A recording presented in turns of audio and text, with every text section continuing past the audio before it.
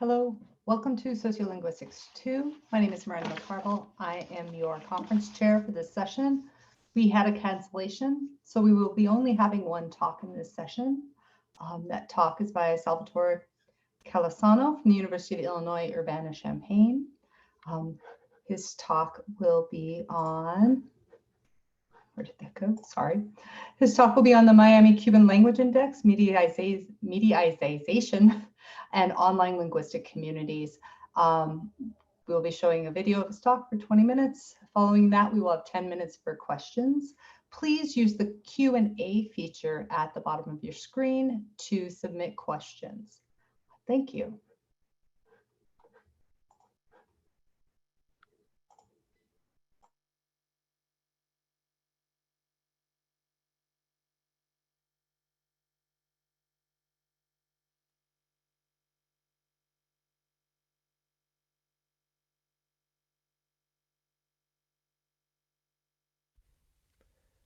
Hello, and thank you for attending my talk today, even virtually. The talk today is titled The Miami Cuban Language Index, Mediatization and Online Linguistic Communities.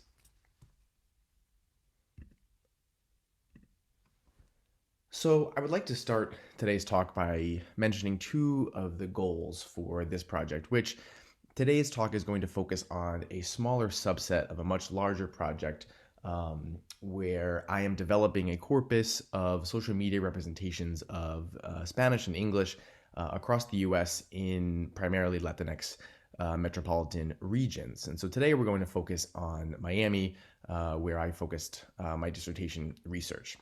And so the first goal is to use social media and digital communities to understand how linguistic features, and as we'll see throughout today's talk, I'm going to mention specifically figurative language and some phrases that we could consider to be lexicalized, how those features become associated with local communities through the process of mediatization, as well as the processes of enregistrement and globalization.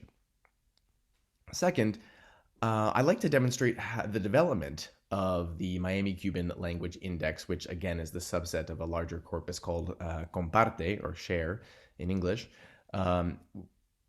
This index is essentially at its incipient stage a list of lexicalized phrases, figurative language, specifically idioms, that are pulled from social media posts about Miami. These posts can be about the county, the city, what it means from a sociocultural perspective to be from Miami or to move to Miami from specifically a Latin American country. And then most importantly, what it means to, sort of between quotes, speak Miami. And this refers to in Spanish, in English, and in what we can call Spanglish. So to contextualize today's talk somewhat, I'd like to talk about Miami-Dade County and why it is a worthwhile region for sociolinguistic research. And so the county itself is characterized today by the various migratory waves from Latin America that are continuing to arrive coming from the 20th century, where Miami really became a strong social and economic pull factor, meaning often in sociological research we hear of the success of the Miami Cuban enclave, and that economic and social success created a pull factor, created a reason one reason for other immigrants from Latin American countries to arrive in Miami. And as such, Miami sees a slower process of language shift from Spanish to English due to a number of community factors. And one of those factors is the large number of heritage speakers. So in Miami, the process of language shift is in fact underway. However, in comparison to other major US Latinx communities, that process is slower. And so these processes of migratory waves and strong ties to national heritage leads us to a question of contact, specifically contact within Hispanic and Latinx groups. And so studies from different fields have shown simultaneous convergence and divergence in Miami. And here, when I say convergence and divergence, I do mean on a linguistic level, but also on a sociocultural level. And so we see work from anthropology, journalism, sociolinguistics, and sociology primarily describing how we see at the same time two communities intersecting with one another. One, a community where Miami Hispanic Latinxes find a collective identity marker, which is the Spanish language. Yet at the same time, they are very cognizant and explicitly talk about and show explicit discourse about the differences in their Spanish. So I can think back to my former work with Philip Carter, where we talk about how in Miami, one of the really important questions about sociolinguistics is not whether or not you speak Spanish, but it can actually be more about what type of Spanish that you speak.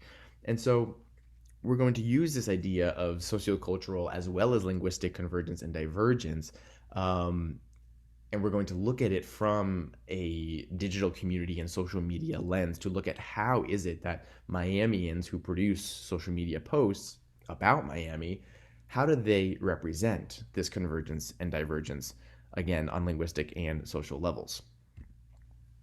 And so one of the quotes from Mailer's introduction to her special issue in Latino Studies that sort of carries my thought throughout this project is distinctiveness is perceived and matters. That is, distinctiveness between the Latinx groups, even if the population also identifies pan-ethnically to some degree. And so here we can think back to Lynch's arguments about the discontinuity as well as the continuity of Spanish in the US. While he was talking about linguistic continuity and discontinuity among different communities and specifically heritage speakers, this can also relate to sociocultural identification. And so we are going to focus on digital communities and this idea of citizen sociolinguistics. And so we know that people do sociolinguistics every day, and linguists can complement their analyses, right? So I view the social media post that I'm going to show here in just a few minutes as a type of folk linguistic analysis. And so the goal is to locate specific linguistic features that have become associated with the idea of Cuban Miami. And what I mean by an idea of Cuban Miami are sociocultural symbols. That can be music, that can be flags, that can be food, etc., etc. And so specifically, I would like to talk about which linguistic features is most saliently produced and reproduced on social media that is associated with this idea of a local Miami Cuban community. And one of the theoretical approaches that drives this project is the collective work by Anderson, Apadurai, Lynch, as well as Bell and Gibson, who all, broadly speaking, talk about this notion of mediatization, which ties very strongly into globalization. And so we're going to be using what is called new media. Now, in the definition of new media, social media is not mentioned. However, for the purposes of this project, I am extending the definition of new media to social media simply because, relatively speaking, it is fairly new. And also because it is a type of media that has, depending on the social media outlet, can have quite a short lifespan. And so it is important for this project to happen because we can be documenting a snapshot in time of how linguistic representations show up on social media. And so we're going to be talking about the discursive culture and the co-occurrence of signs, both linguistic and semiotic, and how they create an authentic experience even in a virtual setting. And so when social media products present localized linguistic forms, in this case we're going to look at idioms or lexicalized phrases, they then become associated through processes of indexicality and enregistrement with characterological figures, okay, which can be understood in the case of Miami as translocal stereotypes of the Miami Cuban enclave, and you'll see some examples of that shortly. We're going to be talking about this idea of an imagined community tied in with Apodorai's 1996 notion of mediascapes. That is a community online where that provides us a place, a different type of linguistic landscape, if you will, a virtual linguistic landscape to represent a type of cultural imaginary. Okay. And then finally, in the conclusions of today's talk, we will talk about glocal linguistic repertoires following Valencia and Lynch 2019, who talk about the mass mediatization of Spanish in Miami on news outlets. These are the combination of both global and local phenomena. And so the best example that I'll show later in this talk is the phrase dale in Miami, and how that is a very nice example of a global linguistic repertoire.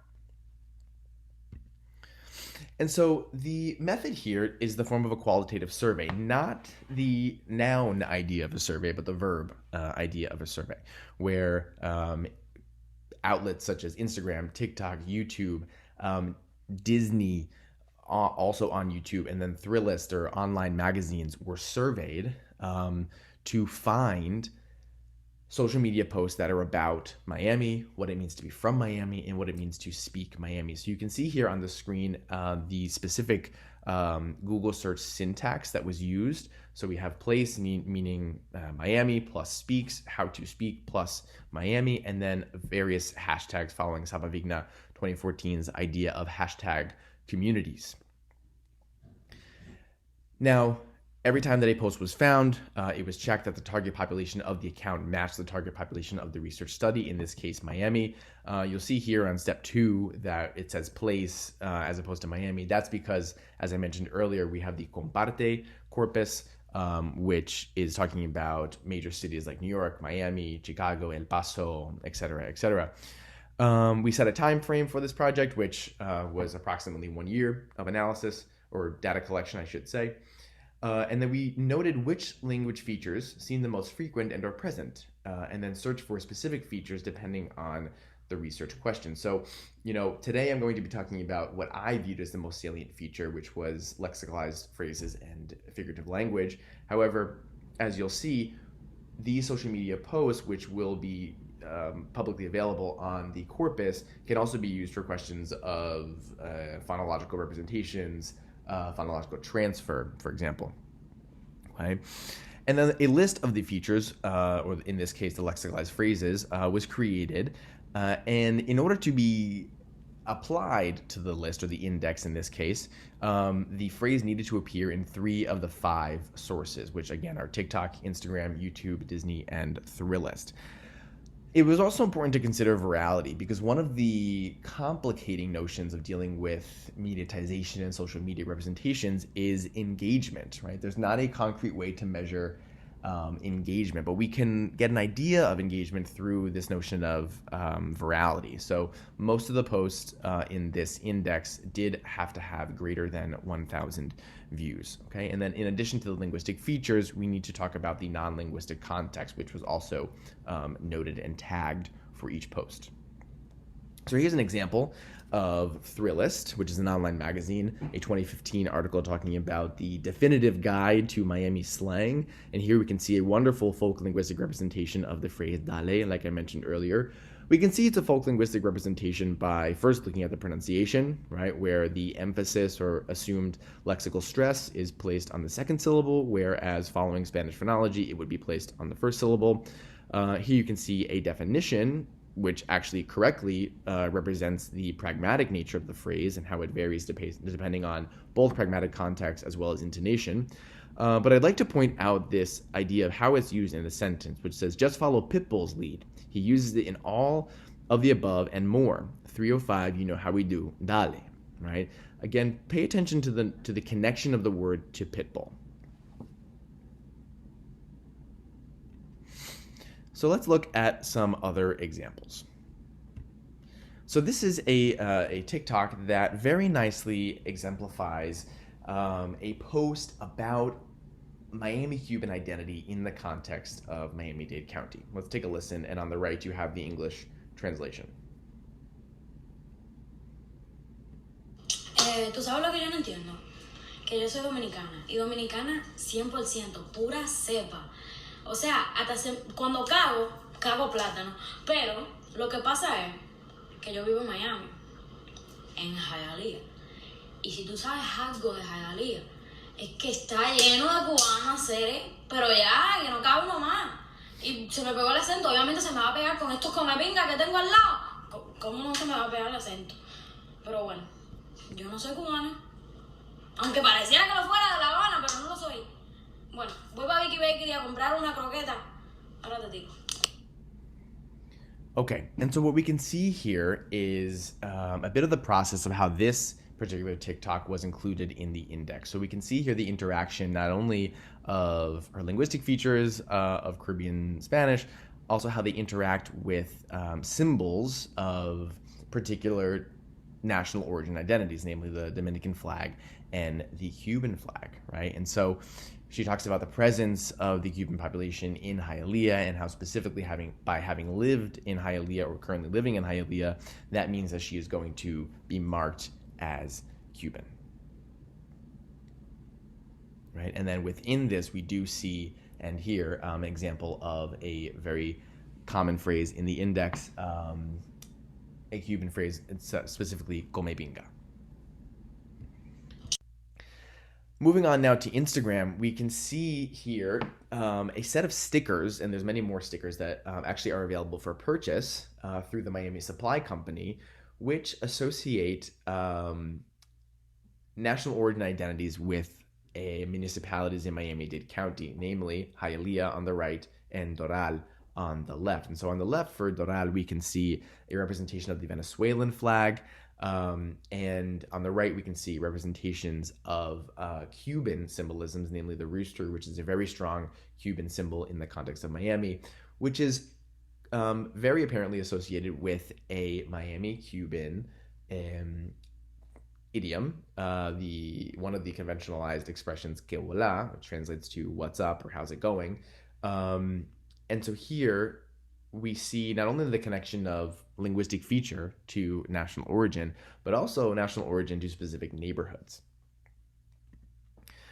Then there's another Instagram account that I often work with, which is called Martha of Miami, who actually recently opened up a store in Miami-Dade County. These are some of her products where you can find some phrases on material that you can purchase. We have acere on this hat. We have no jodas represented in a Christmas fashion on a mug.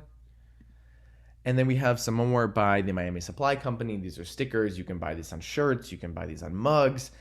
Here we have a representation of the phrase dale connected with a cafecito and the beach.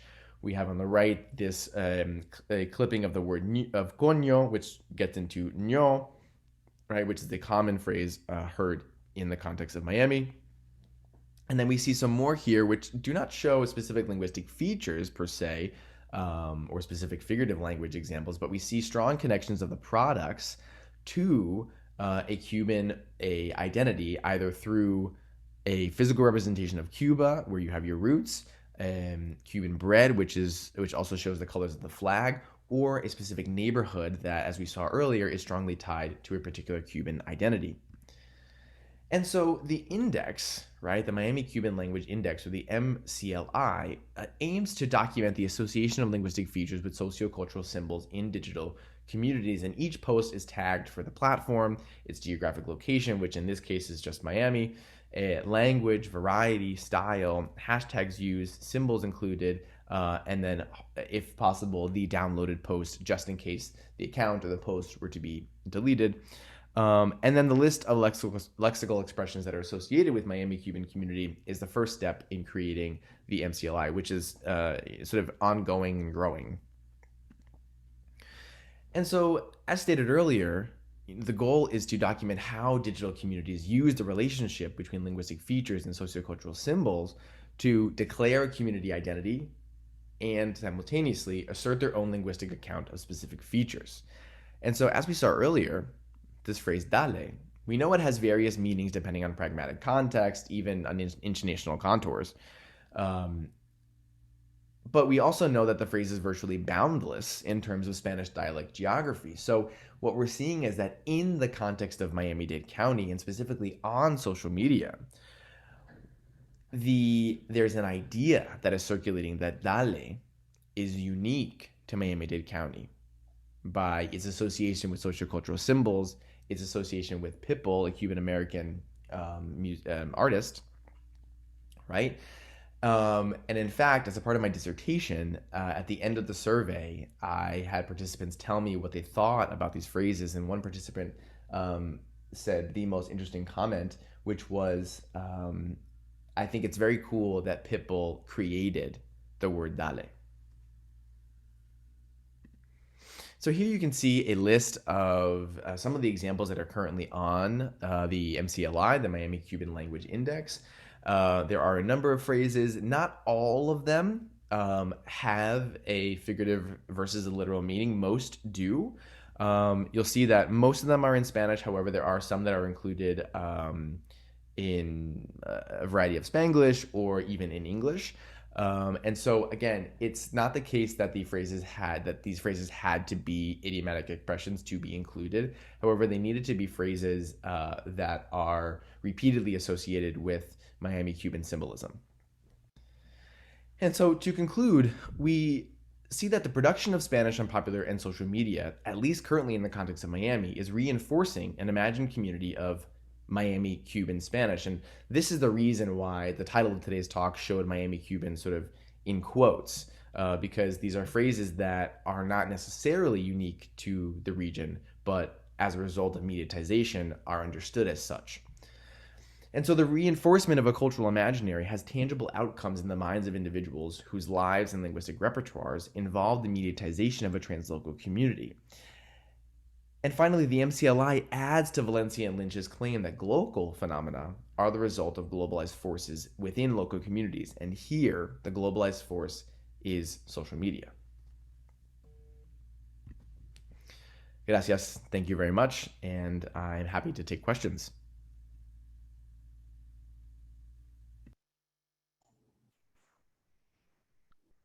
Hello, so all questions will be posed through the Q&A located at the bottom of your screen. If you could please include your name, preferred pronouns, and your affiliation, it would be greatly appreciated.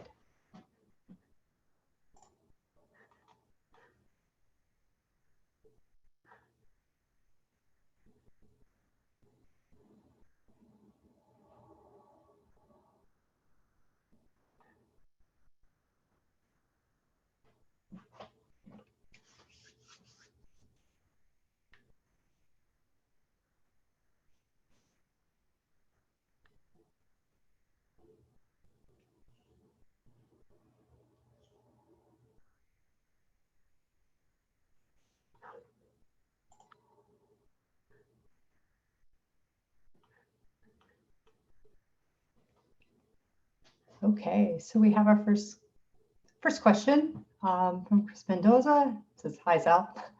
Thanks for your fab talk. I'm wondering if you have any data on how speakers utilize or employ the term refi. I have some thoughts myself, but was curious what you found. Thanks.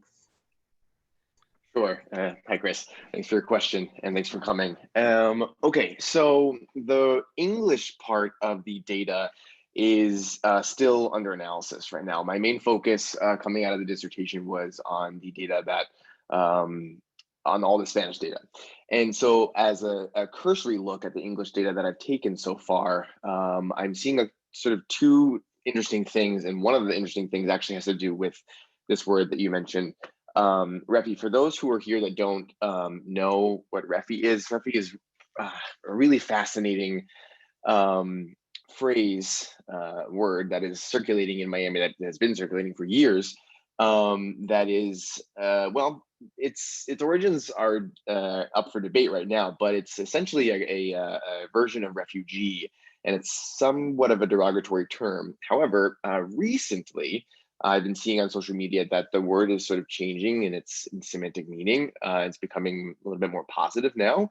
So we'll have to see how that develops. But to answer your question, Chris, what I want to say is that the English data relative to the Spanish data so far is perceived quite positively. However, Refi, on the other hand, is still relegated to like the areas in Miami-Dade County that have a lower social economic status, namely Hialeah, Westchester, even parts of South Miami.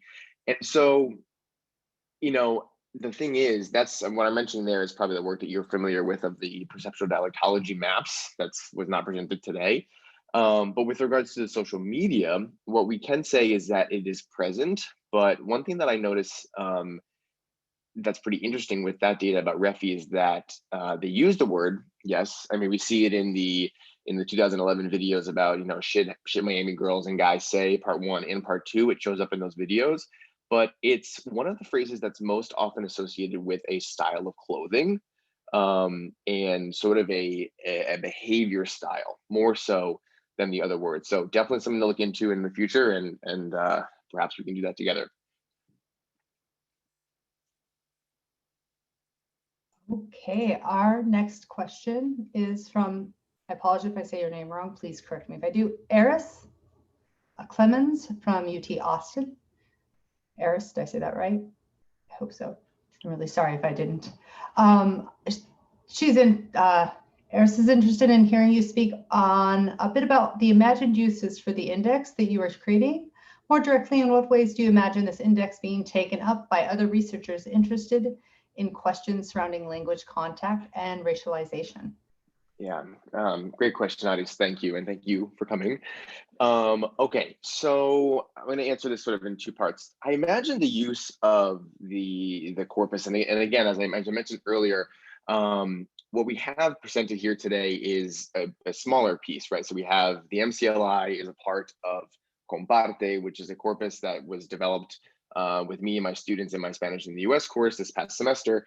Sort of got that rolling, which is looking at this type of project, but in a number of different cities across the country. And so the goal is to provide a resource for anybody interested in sociolinguistic representations, right, through digital communities, whether they're interested in lexical items, whether they're interested in syntax, morphology, phonetics, and phonology, right, to be able to understand questions of language contact.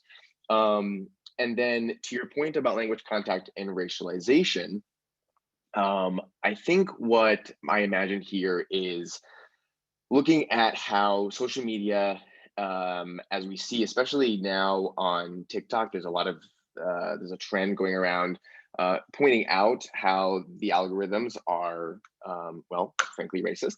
And we can see how the representations that are being put out publicly, right, not which are being produced, but which are being put out publicly, are quite whitewashed. And so we could be able to study through, you know, what is the message of Spanish in the US that is being produced and reproduced, which I think would be really interesting for future analyses. Because again, the broader goal here is to sort of look at Spanish in the US from a different perspective, sort of not in quotes on the ground, but through the lenses that we're all seeing every day.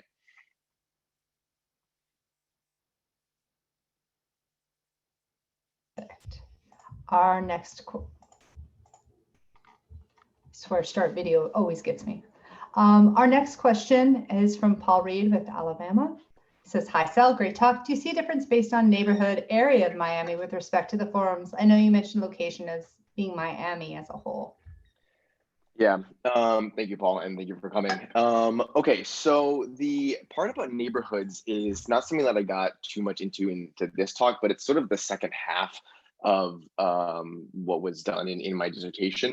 And so that project took the sort of the beginning stages of this MCLI and then had people do a perceptual dialectology experiment with these words and these phrases. And I was having them associate them where they think, the question was, please select the neighborhood in Miami where you think people who use this phrase, whichever one it was, are most likely to live.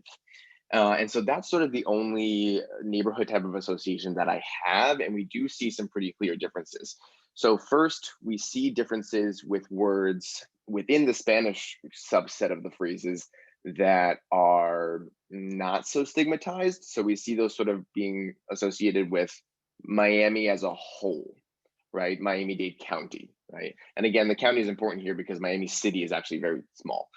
And then when you compare that with some other phrases, for example, que bola, the one that was mentioned on the Cuban American Hialeah neighborhood sticker, that is a phrase, while it is associated with the Cuban American, Miami Cuban identity, it is associated with waves 3 and 4, which then means that it's associated with Cubans of a darker skin color and Cubans of a lower socioeconomic status. And so those phrases are associated more with those particular neighborhoods that are of a lower social class, particularly Hialeah and Little Havana.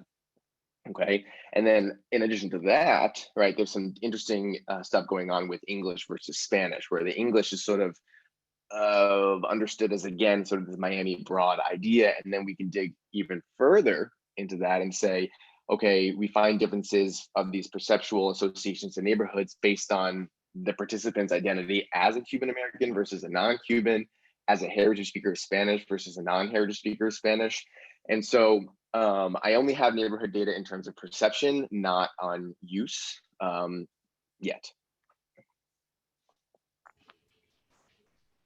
Okay, so we've reached the end of our hour, but as we have no talks following this, and if our speaker doesn't mind, we do have 2 more questions if the speaker would like to answer them. Sure, absolutely. Oh, wonderful. Okay, so I'm going to go with Regina from Ohio State, the Ohio State, she, her, says, thank you very much for the great presentation. I have one minor methodological question. How do you deal with virality in your corpus, considering views, comments, shares, likes, reactions change all the time, and also take into account that platform searches can yield results from years back? Are these posts treated the same way in your analysis?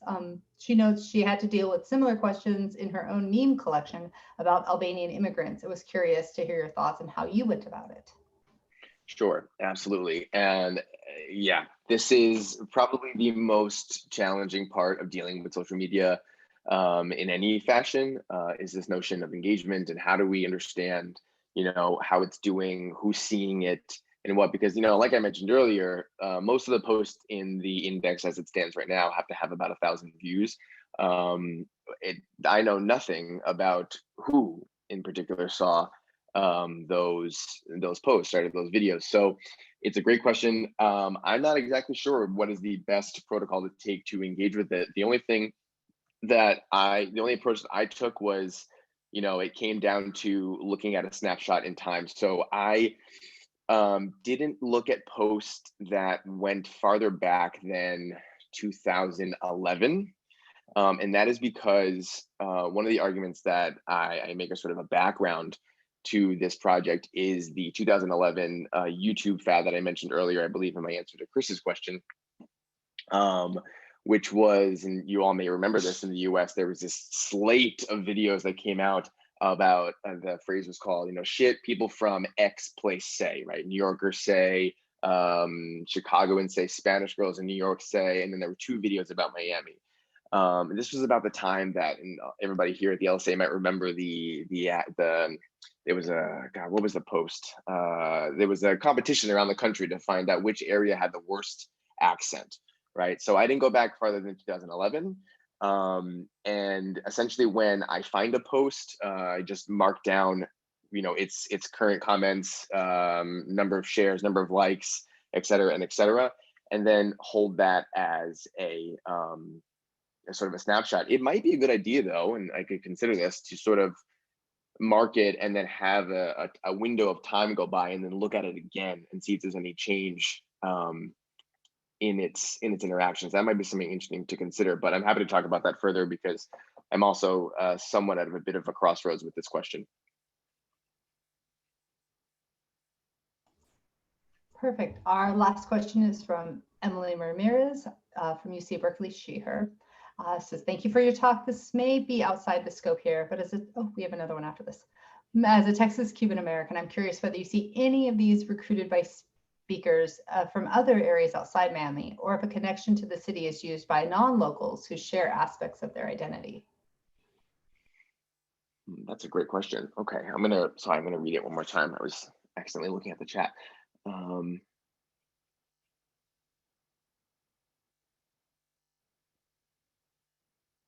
I see what you're saying. Okay.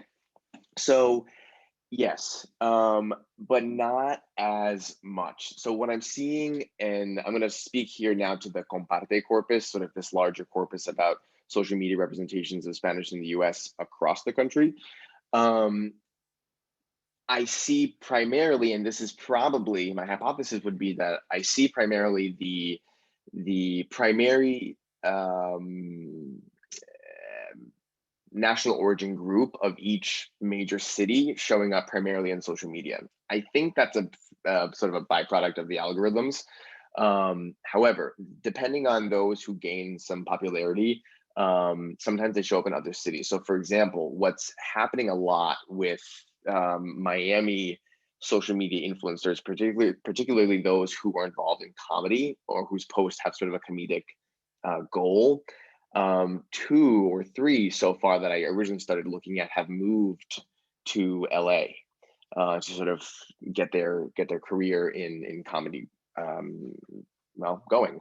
And so I see a little bit of sometimes they post information that's sort of comparative to their new place. However, most of the time they still associate these phrases with Miami, because I think that not only in the context of Miami is there this notion that, you know, Miami is essentially a secondary Havana, right? Its nickname is Havana, USA.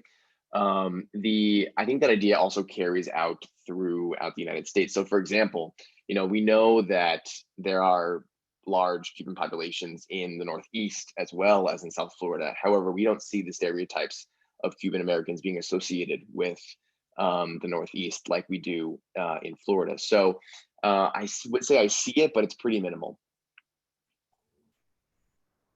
Wonderful. And our last question comes from Dominique Canning, she, her, from University of Michigan. She says, hi. Are there any people or accounts you see popping up frequently in your data? Mm-hmm. Yes, and thank you for this question. Absolutely. So a couple, 2 that I mentioned so far on Instagram, Martha of Miami and the Miami Supply Company. There's also another account that doesn't often post these sort of citizen sociolinguistic, folk linguistic accounts that are useful for the MCLI, but there's one that's called Only in Dade. That's a really interesting one. Another type of account that actually comes up a lot in the other cities, not so much Miami, are these overheard accounts. And there's a lot of accounts depending on different cities. So there's overheard Chicago, overheard Los Angeles, overheard El Paso, et cetera, et cetera. And these are really interesting accounts for linguists because it's, well, a type of conversational data collection. So people will overhear a snippet of a conversation, and then, you know, you go and you post the oh good, you know, perfect. You post the conversation that you heard thinking that it's unique to exactly, overheard University of Michigan, exactly, right? So a lot of them are even unique to campuses. And so yeah, I would say there's a few, you know, Miami TikTokers that I primarily come up on my FYP, my For You page on TikTok, some that come up on Instagram. Again, most of them are posting just to post. Most of them are posting to have some type of comedic effect. But yeah, there are a number within the context of Miami, which is the most developed part of this larger project, that do repeat. And so another thing to consider with this question is, again, the algorithm. So the more people, the ones that I interact with more are going to show up more on my own feed. Well, that was our last question. Thank you so much for presenting, and thank you to all our attendees for your excellent questions. I wish you all a wonderful day at the LSA.